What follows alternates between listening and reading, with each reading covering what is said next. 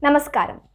Today is the birth anniversary of one of Bharat's bravest, greatest sons and biggest blessings, Chathrapathi Shivaji Maharaj. And here are some incredible things you probably didn't know about him. For the first time in history, a military law was established by Chathrapathi Shivaji Maharaj. The Mughals allowed their soldiers to loot enemy territory and deal with it as they liked.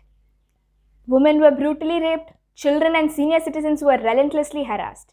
According to the military law established by our Maharaj, anybody who laid their hands on women, children, senior citizens or just common civilians were thrown from the top of the Raigad fort. Slave trade was abolished and human trafficking was completely brought to an end. Unlike his enemies Aurangzeb and Adil Shah, Shivaji Maharaj did not have a large army or any sort of advanced weaponry. He had very limited resources in terms of men and material and knew that he had to use them wisely. He adopted the guerrilla warfare strategy and trained his army to travel light by using only three principal weapons: the shield, sword, and the spear. He made use of forts like no one else at his time. While his enemies were focused on capturing land, Shivaji Maharaj conquered numerous forts from where he could get a view of the surrounding area and knew when the enemies were fast approaching.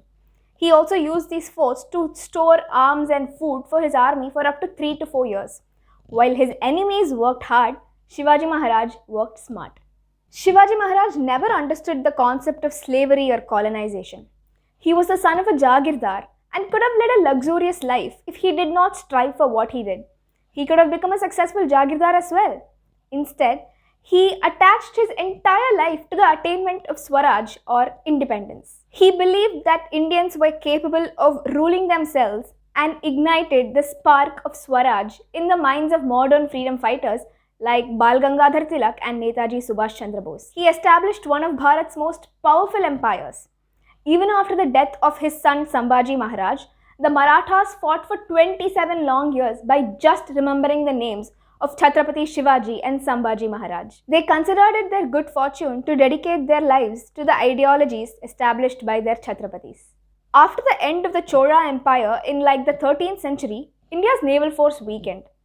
Shivaji Maharaj realized a colonial threat from the Portuguese and the British to the already Mughal-ruled India. He could sense the intentions of the British and knew that apart from having a strong army that fights on land, it was important to have a strong naval force. He developed a total of about 700 support fighting and merchant vessels. His naval force never ventured into deep sea. They always fought from the coastlines and used the coastal forts as a hideout. He knew that having control through sea was important not just for defense but for trade as well.